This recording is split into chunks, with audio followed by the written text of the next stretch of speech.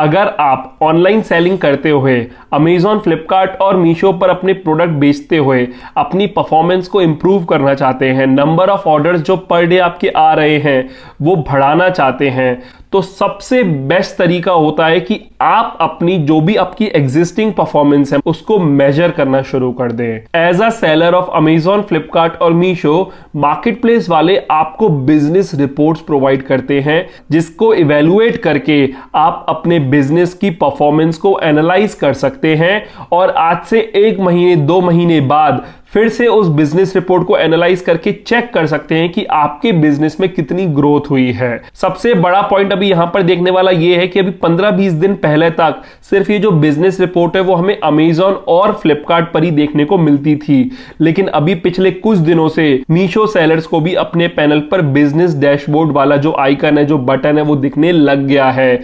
तो वहां से मीशो सेलर्स भी अपनी परफॉर्मेंस को एनालाइज कर सकते हैं और ये बहुत ही ज्यादा इंपॉर्टेंट है किसी भी ऑनलाइन सेलर के लिए। अब स्क्रीन पर आप देखोगे तो जैसे अभी मैंने फ्लिपकार्ट का पैनल ओपन कर रखा है, तो आप मेन्यू सेक्शन में जो ग्रोथ वाला टैब आता है उसके अंदर ये जो आ रहा है सर्च ट्रैफिक रिपोर्ट, आप इस पर आ जाइए। जब आप सर्च ट्रैफिक रिपोर्ट पे आ जाते हैं तो यहां पर ना फ्लिपकार्ट में बहुत अच्छा तरीका है कि पहले तो आप डेट के हिसाब से फिल्टर लगा ही सकते हो कि कौन सी डेट से कौन सी डेट तक की आपको बिजनेस रिपोर्ट देखनी है। फिर उसके बाद आपके पास प्रोडक्ट का फिल्टर लगाने का, कैटेगरी वाइज फिल्टर लगाने का, ब्रांड वाइज फिल्टर लगाने का और वर्टिकल वाइज फिल्टर लगाने का भी फ्लिपकार्ट ऑप्शन देता है।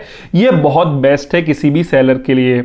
अब मैं आपको समझाता हूं आप कैसे बिजनेस रिपोर्ट की मदद से अपने बिजनेस में ग्रोथ देख सकते हैं। तो जैसे जब आप यहां पर पैनल पर आ गए, सर्च ट्रैफिक रिपोर्ट वाले पेज पर आ गए, तो आप क्या कीजिए, आप पिछले 2 हफ्ते का डेटा इस पर एनालाइज कीजिए। आप यहां पर डेट का फिल्टर से पिछले 2 हफ्ते का पीरियड चूज कर लीजिए। अब उसके बाद यहां पर आप प्रोडक्ट वाइज चाहते हैं तो product wise, category wise, brand wise, vertical wise अपने हिसाब से फिल्टर लगा लीजिए। अभी जैसे मैं प्रोडक्ट वाइज की बात कर रहा हूं तो यहां पर आपको सारे अपने प्रोडक्ट दिखने लग जाते हैं और जिस प्रोडक्ट पे सबसे अच्छे व्यू आ रहे हैं तो वो भी आपको इधर दिख जाता है। ठीक है, अब इसमें ना मैं आपको मेनली 3 इंपॉर्टेंट चीजें समझाता हूं। इसमें एक इंपॉर्टेंट फैक्टर होता है व्यूज, एक इंपॉर्टेंट फैक्टर होता है क्लिक्स और एक इंपॉर्टेंट फैक्टर होता है सेल्स। मेनली आपको इन 3 फैक्टर्स को ही देखना है। आप क्या करो, 2 हफ्ते का फिल्टर लगाकर आप कोई भी 10 प्रोडक्ट अपने एंड पर चूज कर लो और उनके ये व्यूज, क्लिक और सेल्स को एनालाइज करो। ये देखो कि पिछले 2 हफ्ते में आपको किसी भी प्रोडक्ट पर कितने व्यूज आए हैं, किसी भी प्रोडक्ट पर कितने क्लिक्स आए हैं और किसी भी प्रोडक्ट पर कितनी सेल हुई है। अब देखिए जो पहला प्रोडक्ट है इस पे व्यूज है 1,08,274। तो 1,08,274 लोगों के सामने आपका प्रोडक्ट आया। मतलब जब लोगों ने सर्च किया तो इतने लोगों के सामने आपका प्रोडक्ट आया, उसमें से 3,963 लोगों ने उस पर क्लिक किया और 3,963 लोगों में से 35 लोग कन्वर्ट हुए और उन्होंने खरीद लिया। तो आपको क्या करना है ना, जैसे आपने 2 हफ्ते का डेटा निकाल लिया, अब आप क्या करो, अपनी वो 10 लिस्टिंग जो आपने सेलेक्ट की है उनको आप चेक करो, उनको एनालाइज करो, अपनी तरफ से लिस्टिंग ऑप्टिमाइज करो। कीवर्ड्स का यूज अगर आपने अपनी लिस्टिंग में नहीं किया है तो कीवर्ड्स का यूज करो।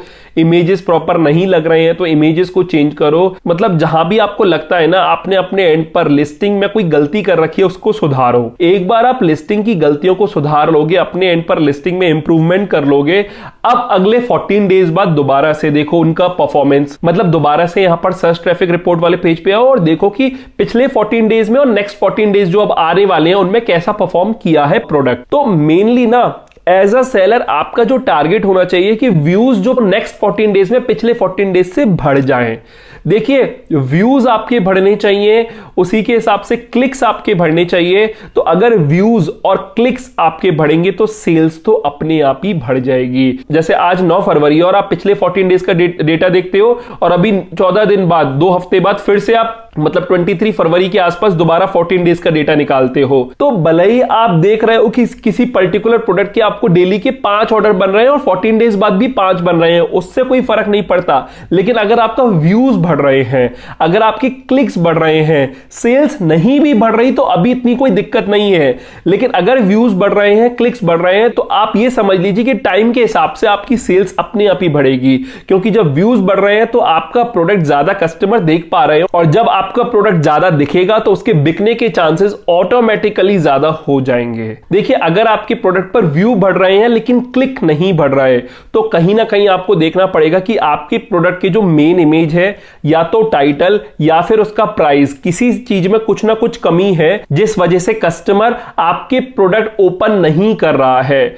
तो कहीं ना कहीं ऐसे प्राइजेस रखिए, ऐसा टाइटल लिखिए और ऐसे इमेजेस रखें कि कस्टमर आपका प्रोडक्ट ओपन करने पर मजबूर हो जाए, मतलब उसको इतना अच्छा लगे आपके प्रोडक्ट का टाइटल, आपके प्रोडक्ट का प्राइस, आपके प्रोडक्ट की इमेज। तो अगर कस्टमर आपके प्रोडक्ट को ज्यादा खोलेंगे तो अपने आप ही आपकी सेल बढ़ेगी, बशर्ते एक कंडीशन यहां पर यह है कि आपके प्रोडक्ट पर नेगेटिव रिव्यूज, नेगेटिव रेटिंग्स ना हो। क्योंकि वहां पर अगर कस्टमर ओपन करता है और उसको नेगेटिव फीडबैक मिलता है आपके प्रोडक्ट का, नेगेटिव रिव्यूज, नेगेटिव रेटिंग्स मिलती हैं, तो वो प्रोडक्ट ओपन करके भी दूसरे प्रोडक्ट पर स्विच कर लेगा लेकिन आपका प्रोडक्ट नहीं खरीदेगा। इसलिए हमेशा बोला जाता है कि ऑनलाइन सेलिंग में आपको क्वालिटी मेंटेन करनी है। ऐसा नहीं करना कि कुछ भी क्वालिटी का प्रोडक्ट आप कस्टमर को डिलीवर कर रहे हो। आप अच्छी क्वालिटी का प्रोडक्ट भेजोगे तो आज अगर कोई कस्टमर आपके प्रोडक्ट पर रिव्यू या रेटिंग प्रोवाइड करता है तो वो हमेशा आपकी लिस्टिंग पर रहता है और उसका बेनिफिट आपको आगे बहुत मिलता है। ठीक है, तो इस तरीके से आपको अपने बिजनेस को एनालाइज करना होता है। सिमिलरली अगर मैं अमेजॉन की बात करूं तो अमेजॉन में भी आप बिजनेस रिपोर्ट को एक्सेस कर सकते हो। कहां से करेंगे? मेन्यू में आने के बाद आप रिपोर्ट्स में आएंगे और रिपोर्ट्स में आने के बाद आप देखोगे बिजनेस रिपोर्ट करके यहां पर ऑप्शन आता है। जैसे ही आप बिजनेस रिपोर्ट्स वाले पेज पर आओगे, ये पेज ओपन हो जाएगा। इसमें लेफ्ट हैंड साइड पे काफी सारे टैब है, तो लास्ट टैब आता है detail page, sales and traffic by child item. आप यहां से इस पेज पर आ सकते हैं और देख सकते हैं आपको ना काफी सारे पैरामीटर्स मिलेंगे। आपके जो काम के पैरामीटर्स हैं वो सिर्फ कुछ ही पैरामीटर्स हैं, मतलब आप देख सकते हैं बाकी सारे पैरामीटर, लेकिन मेनली मैं जो रिकमेंड करूंगा आपको 3 ही पैरामीटर रिकमेंड करूंगा। एक सेशन टोटल, एक पेज व्यूज टोटल और एक आपका यूनिट ऑर्डर्ड। तो जो हमने फ्लिपकार्ट पर व्यूज देखा वो यहां पर पेज व्यूज हो गया, जो हमने फ्लिपकार्ट पर क्लिक्स देखा वो यहां पर सेशन हो गया और जो हमने फ्लिपकार्ट पर सेल्स देखा वो यहां पर यूनिट ऑर्डर्ड हो गया। तो आपको अपने केस पे देखना है अमेजॉन में, जैसे मैंने फ्लिपकार्ट में समझाया, सिमिलरली आपको अमेजॉन में भी सेम करना है। यहां पर आप डेट का फिल्टर लगाकर कुछ लिस्टिंग पकड़ लीजिए और उनकी परफॉर्मेंस इंप्रूवमेंट पर ध्यान दीजिए। सिमिलरली अगर मैं मीशो की बात करूं तो मीशो में आप देखिए, आप लेफ्ट हैंड साइड पे देखोगे यहां पर बिजनेस डैशबोर्ड वाला आपको ऑप्शन दिख गया है, जो कि पहले नहीं दिखा करता था। आप बिजनेस डैशबोर्ड वाले पेज पर आ जाओगे तो बिजनेस डैशबोर्ड वाले पेज पर आने के बाद आप देखोगे प्रोडक्ट परफॉर्मेंस और यहां पर भी views, clicks, orders, conversion, sales, returns, rating सब कुछ दे रखा है। तो मेनली जो आपको फोकस करना है वो व्यूज पर फोकस करना है, क्लिक्स पर फोकस करना है और ऑर्डर्स पर फोकस करना है। आप चाहें तो मीशो पर रिटर्न्स पर भी फोकस कर सकते हैं, क्योंकि नॉर्मली मीशो में रिटर्न्स बहुत ज्यादा रहते हैं। तो अगर किसी प्रोडक्ट में आपको ज्यादा रिटर्न्स आ रहे हैं तो माइट भी आप उसकी स्टॉकिंग कम कर दें या फिर मीशो पे एटलीस्ट उसे सेल ना करें, क्योंकि मीशो पे बहुत ज्यादा नुकसान हो जाता है, क्योंकि वहां पर क्लेम भी इजीली अप्रूव हो नहीं रहे हैं और उल्टा फॉरवर्ड और रिवर्स शिपिंग चार्जेस सेलर को पे करनी पड़ जाती है। तो इसलिए आपको मीशो पे थोड़ा सा अलर्ट रहना है। लेकिन आप सेल बढ़ाने के पॉइंट ऑफ व्यू से अभी हम बात कर रहे हैं, तो आप व्यूज, क्लिक्स और ऑर्डर्स को देखिए। व्यू बढ़ने चाहिए, क्लिक्स बढ़ने चाहिए, तो सेल तो अपने आप ही बढ़ जाएगी। लेकिन फ्रेंड्स, मैं आपको सही बता रहा हूं, ये बिजनेस डैशबोर्ड वाला जो पेज है ना, जो हमें अमेजॉन, फ्लिपकार्ट और मीशो प्रोवाइड करते हैं, ये बहुत ही ज्यादा अच्छी चीज है, जिसे देखकर हम अपनी परफॉर्मेंस को एनालाइज कर सकते हैं कि किस तरीके से हमारे प्रोडक्ट पर कितनी सेल आ रही है, किस तरीके से हमारे जो प्रोडक्ट है वो परफॉर्म कर रहे हैं। अगर आप इस तरीके से अपने बिजनेस को एनालाइज करने लगेंगे ना, तो आप देखोगे 2-3 महीने के पीरियड के बाद आपका बिजनेस ग्रो करने लगेगा, क्योंकि आप हर दूसरे हफ्ते या फिर मैं कहूं हर 15 दिन बाद आप इस तरीके से अपनी परफॉर्मेंस को एनालाइज करोगे और परफॉर्मेंस में सुधार नहीं आता तो कुछ चेंजेस करोगे अपनी लिस्टिंग में, जिस वजह से आपकी लिस्टिंग और ज्यादा ऑप्टिमाइज हो। ठीक है, तो इस तरीके से हर 15 दिन में अगर आपके पेज व्यू बढ़ने लग जाएंगे, हर 15 दिन में आपके कुछ क्लिक्स बढ़ने लग जाएंगे, तो सेल्स अपने आप ही आप देखोगे 3-4 महीने बाद इंप्रूवमेंट आ जाएगा सेल्स में भी। इसके अलावा आपको पता होगा, मैंने रिसेंटली अभी पेमेंट रिकंसिलिएशन सर्विसेज स्टार्ट की हैं और काफी सारे सेलर्स ऑलरेडी इसमें ऑनबोर्ड हो चुके हैं। अभी फ्लिपकार्ट और मीशो के लिए अगर आप चाहते हो कि आपके बिजनेस में पेमेंट रिकंसिलिएशन मेरी टीम आपको करके दे, तो आप इसमें एनरोल कर सकते हैं। देखिए, बहुत ही ज्यादा इंपॉर्टेंट है किसी भी सेलर के लिए अपने बिजनेस में पेमेंट रिकंसिलिएशन करना। पेमेंट रिकंसिलिएशन करके ही आपको पता चलता है सभी ऑर्डर्स के पेमेंट आए या फिर नहीं आए, किस ऑर्डर पर कितना प्रॉफिट है, कितना लॉस है, कौन सा एसक्यू आपका अच्छा परफॉर्म कर रहा है, कौन सा एसक्यू आपका अच्छा परफॉर्म नहीं कर रहा है, कौन सा एसक्यू आपको लॉस मेकिंग में ले जा रहा है, कौन सा एसक्यू आपका मोस्ट प्रॉफिटेबल है या फिर मोस्ट सेलेबल है। पेमेंट रिकंसिलिएशन से ही पता चलता है कितने ऑर्डर आपके डिलीवर हो रहे हैं, कितने आरटीओ हैं, कितने रिटर्न्स हैं।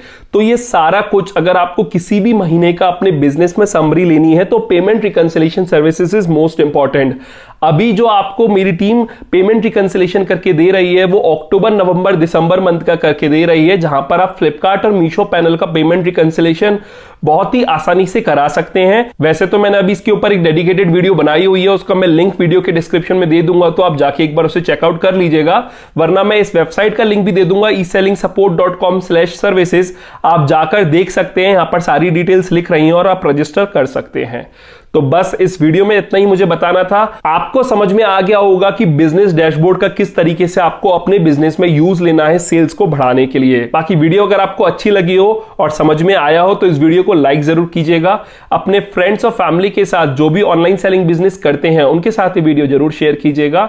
और अगर आप मेरे चैनल पर नए हो और पहली बार आए हो तो इस चैनल को सब्सक्राइब कर दीजिएगा, क्योंकि मैं ऐसी ही ऑनलाइन सेलिंग से जुड़ी वीडियोस अपने चैनल पर लाता रहता हूं। फिलहाल अभी के लिए मैं चलता हूं। Thank you.